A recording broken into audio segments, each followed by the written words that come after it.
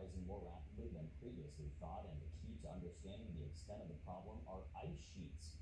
One of the co-authors of the paper, John Englander, told CBS News, quote, "With the current global temperature level and rate of temperature increase, I believe that we could get 5 to 10 feet before the end of the century." Wow. John joins us today to talk more about this paper. He is also working on There's always existed in Asia these hidden invisible fortunes and people who spend millions of dollars a year on the finest things in life, but do it totally under the radar. How much of my book is based in reality? About 150%.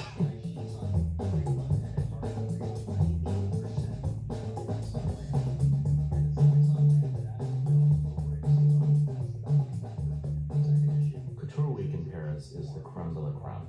We're talking about dresses that start in the tens of thousands and go up to the millions, and only about 2,000 women in the world can afford to dress this way.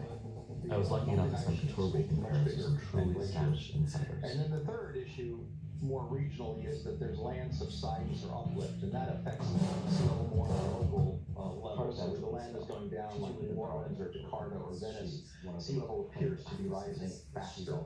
Those are the three main issues for sea level rise. So we already see coastal flooding in places like Florida. I've been to Bangladesh. I've seen it firsthand.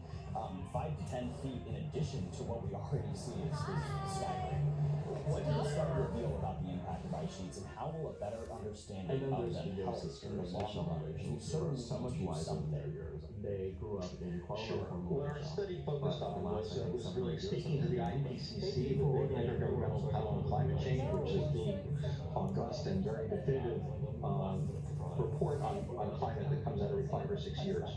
And we were just pointing out really that the model or the top level characterization that they use of about a meter or 30, just under 3 feet, that is no longer the worst case for sea level rise. And we really got into the weeds a little bit in terms of explaining at a technical level why the models for ice sheet collapse are a bit lacking. They're a little primitive, actually. They're not nearly as sophisticated as hurricane models and generally the climate models. We're just pointing out that we've got to prepare for kind of the worst case scenarios, which are now widely described as being anywhere from 6 feet to 8 feet to possibly 10 feet. Those are studies from California, NOAA, the southeastern counties of Florida have all looked at much worse scenarios than 1 meter of sea level rise that the IPCC has used. And as shown in that chart, I think, yeah. And obviously the implications of that is that it jeopardizes the safety of millions of people who live along the coasts in every country, every continent. If sea levels are rising more rapidly, what kind of impact will that have on climate change and global warming? Sure, sea level by itself doesn't directly affect climate. It's the other way around. That on a warmer planet, we have less ice, the oceans are warmer, so sea level gets higher. And the reverse happens. If you look back 2.5 million years, we've had ice ages pretty much every 100,000 years, and that was a natural phenomenon. What most people don't know is that with those 100,000 year ice age cycles, that sea level naturally moves up and down 400 feet, 120 meters. Kind of mind-boggling to think about how the coast would change. It's been level for about 6,000 years, which is pretty much recorded human history, and that's why we don't think it changes. So we've been fooled because we were at the turning point from when sea level was going up, and then when it kind of rounds the corner and starts going down. That would have been the natural cycle. But now it's going further up because the planet's warmer than even in the natural ice age cycles. Well, what can be done now to protect? You say we're on these kinds of crazy, centuries-long trajectories of sea levels rising. What can be done now to protect coastal communities, and is there anything we can do to prevent or slow rising sea levels? Let me take the last part first because it's the kind of one on everybody's mind. How do we slow the warming? How do we slow the ice melting? How do we slow sea level rise? And that really comes down to reducing the greenhouse gases, principally carbon dioxide, also methane and nitrous oxide. But carbon dioxide is the product of burning fossil fuels, and that's why there's so much attention on going green with electric cars and renewable energy and so on. That can slow the warming and slow the ice melting and slow sea level rise.